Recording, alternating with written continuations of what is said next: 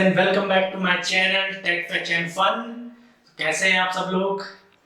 तो मैं शुभम और आज मैं आप सबको बताऊंगा कि कुछ ऐसे क्वेश्चंस कराऊंगा आपको कि जो इलेक्ट्रिसिटी चैप्टर क्लास 10th के लिए बहुत ही इंपॉर्टेंट है फॉर देयर बोर्ड एग्जामिनेशन और कॉन्सेप्चुअल वाइज भी बहुत ज़्यादा इंपॉर्टेंट हैं।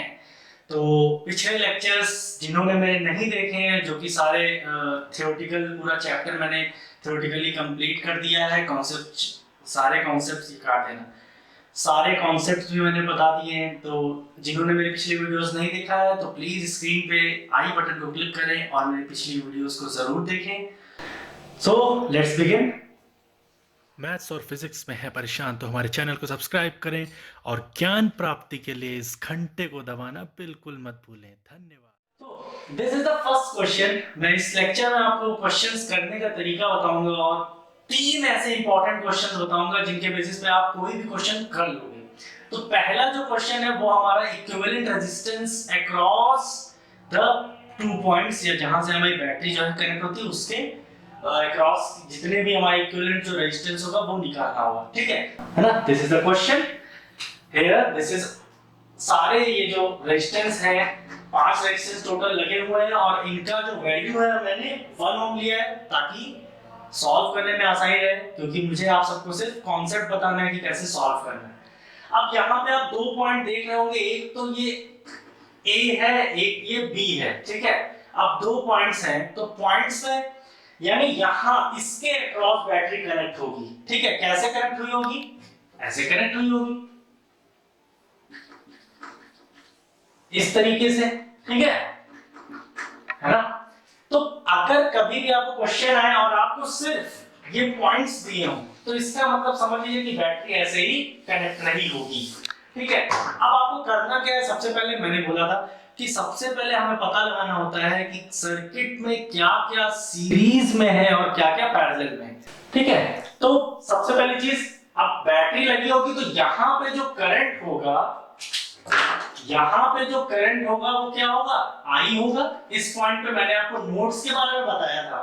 ठीक है, तो ये यहाँ से अब करंट डिवाइड होना स्टार्ट हो गया।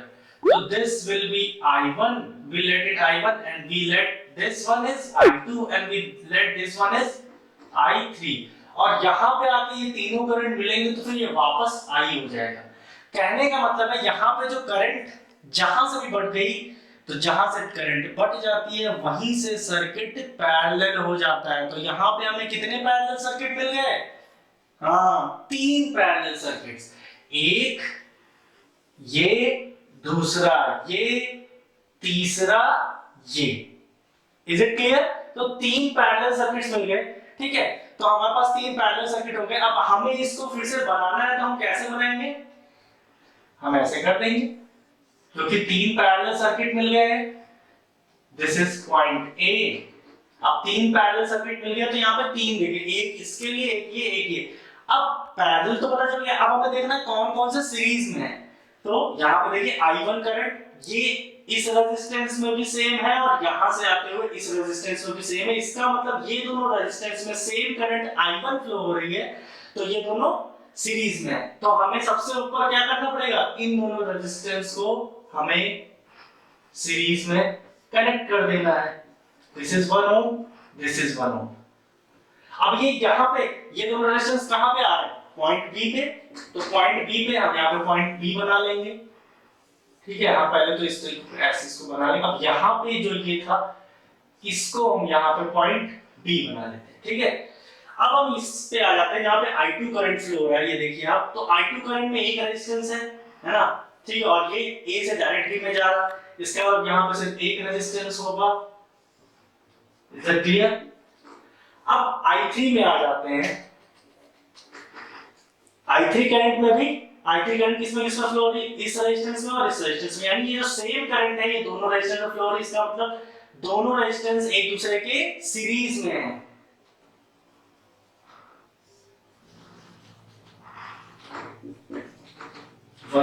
And this is 1। तो अब हमारा ये जो फिगर था हमने इसको सिंपलीफाई कर लिया है।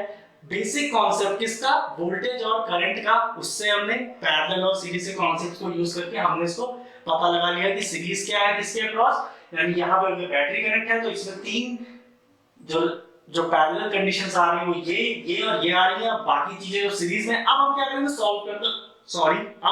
सॉल्व करना स्टार्ट करेंगे।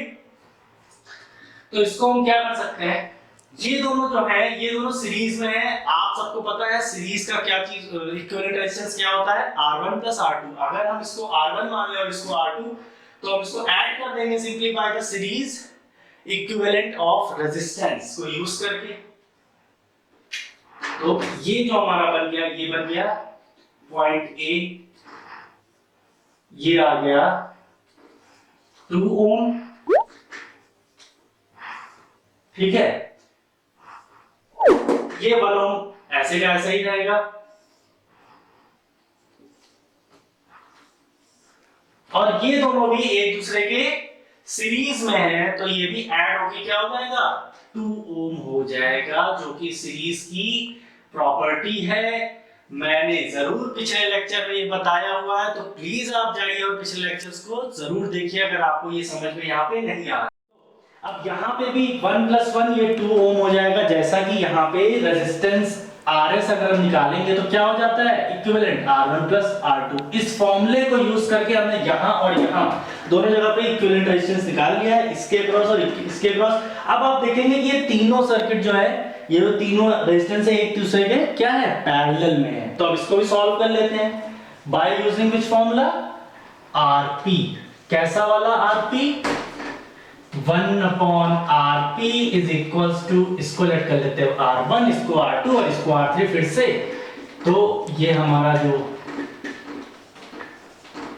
हो मिलेगा आंसर वो हो जाएगा 1/2 + 1/1 + 1/2। इसकी टोटल वैल्यू आपकी आ रही है 4/2। तो जिसकी वैल्यू आ रही है यानी 1/Rp की वैल्यू जो पैरेलल की जो इन तीनों की इक्विवेलेंट आ रही है 4/2। तो Rp क्या हो जाएगी भाई 1/Rp 4/2 है तो Rp हो जाएगी 2/4। तो इसका मतलब 1/2 ohm will be the correct answer for this circuit, जो कि ऐसे हो जाएगी। This is A, this is B, and Rp is equals to 1/2. This will be the correct answer. Clear? So इस तरीके से हम रेजिस्टेंस जो इक्विवेलेंट निकालते हैं, इस तरीके का हमारा अप्रोच होता है और ऐसे क्वेश्चन हम करते हैं। Now moving on to the next question. Now we are going to solve this second question, and this question is very important for class 12th and 10th students. इस क्वेश्चन को आप में से बहुत लोगों ने देखा भी होगा कि इसमें क्वेश्चन ऐसा होता है कि एक वायर है सर्कुलर इस तरह का, और इस पूरे वायर का जो रेजिस्टेंस है वो 2 ओम है, 4 ओम है, कुछ भी हो सकता है क्वेश्चन, बट यहाँ पे हमने 2 ओम माना है, ठीक है। तो find the resistance after making it half, मतलब इसके जो डायमीटर पे क्वेश्चन ऐसा आएगा कि what will be the resistance across its diameter, इस तरीके से आ सकता है। तो डायमीटर का मतलब होता है कि ये डायमीटर क्या करता है सर्कल को हाफ सर्कमफेरेंस में बांट देता है, ठीक है। Diameter is the longest chord which divides circle in 2 segments, ठीक है, इक्वल सेगमेंट्स, ओके। तो ये भी है। अब यहां पे 2 चीजें हैं कि डायमीटर पे हुआ, अब आप जरा रेजिस्टेंस इस तरह का क्वेश्चन है तो फाइंड करना है इसके अक्रॉस में। तो मैंने देखिए A और B बना लिया, आप पूरे वायर का रेजिस्टेंस 2 ओम माना है। अब आप आ जाइए रेजिस्टेंस वाली प्रॉपर्टी पे कि रेजिस्टेंस जो है डायरेक्टली प्रोपोर्शनल होता है लेंथ के। हम लेंथ को जितना भी ज्यादा बढ़ाएंगे रेजिस्टेंस बढ़ेगा, और जितना कम करेंगे रेजिस्टेंस उतना ही कम हो जाएगा। जैसे कि रेजिस्टेंस यहाँ पे अब डायमीटर के अक्रॉस क्या हो जाएगा, लाइक ये सर्कल है और इसको हमें डायमीटर के अक्रॉस निकालना है, तो इसका मतलब ये क्या हो गया, ये ब्रेक हो गया यहाँ से ये सर्किट जो है ब्रेक हो गई है, ठीक है। कैसे ब्रेक हो गई है, ऐसे ब्रेक हुई है, देखिएगा ऐसे और ऐसे 2 डायमीटर यानी 2 हमारे पास अब वायर हो गए। कैसे, एक तो हमें यहां पे भी देखना है, ठीक है, एक ये सर्किट हो गई अपर हाफ जो ऊपर सेगमेंट था, और एक नीचे वाला हो गया, ठीक है। और ये हमारा जो पॉइंट था ए और बी, ये तो हो गई, डायग्राम थोड़ा सा गंदा बना है बट आई थिंक कि आप सबको समझ में आ रहा है। अब यहाँ पे ये चीज हो गई है, ठीक है। तो ये चीज हो गई, तो अब जब आपका पूरा ये सर्किट हाफ हो गया है, सर्कल हाफ हो गया, तो रेजिस्टेंस भी दोनों पार्ट के क्या हो जाएंगे, टोटल का हाफ हो जाएगा, है ना। क्यों? क्योंकि since resistance is directly proportional to length, तो r डैश क्या हो जाएगा, r/2। कैसे? जब l की जगह l/2 रख देंगे, ठीक है। जो हमारा जो l डैश आएगा वो क्या हो, l/2 हो गया। हमारा जो सर्कमफेरेंस अब क्या हो गया, आधा हो गया है ना, जब इसके अक्रॉस हम डायमीटर के अक्रॉस निकाल रहे हैं, ठीक है। अब यहाँ पे इसको एक और बार हम इस फिगर को देख लेते हैं। तो इसको हम ऐसे बना सकते हैं, दिस विल बी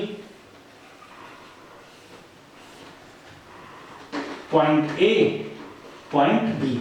अब हुआ क्या, आधा रेजिस्टेंस पूरे जो सर्कुलर सर्किट का आधा रेजिस्टेंस ऊपर आ गया, आधा नीचे, क्योंकि डायमीटर के क्रॉस ही हमको इसका रेजिस्टेंस निकालना था। तो अब हाफ हो गया, तो टोटल जो रेजिस्टेंस था वो क्या था, टोटल रेजिस्टेंस क्या था, 2 था। तो r डैश क्या हो गया, r/2, तो हो गया 1 ओम। तो r डैश यानी ऊपर भी अब 1 ओम हो गया और नीचे भी 1 ओम हो गया। क्लियर? अब आपको देखने से पता चल जाएगा कि ये दोनों एक दूसरे के पैरेलल है। तो पैरेलल है, तो हमारा जो Rp जो इक्विवेलेंट आएगा, इसका इक्विवेलेंट सर्किट वो आएगा 1/Rp is equals to 1/1 plus 1/1 is equals to 2/1. Therefore 1/Rp is equals to 2/1. So therefore जो Rp है वो 1/2 ओम आ जाए। तो यहां पे भी जो इक्विवेलेंट रेजिस्टेंस इसका आएगा वो मैं यहां पे बना दे रहा हूं, क्या आएगा, 1/2 ओम। ठीक है। तो आई होप कि आपको ये क्वेश्चन समझ में आया होगा।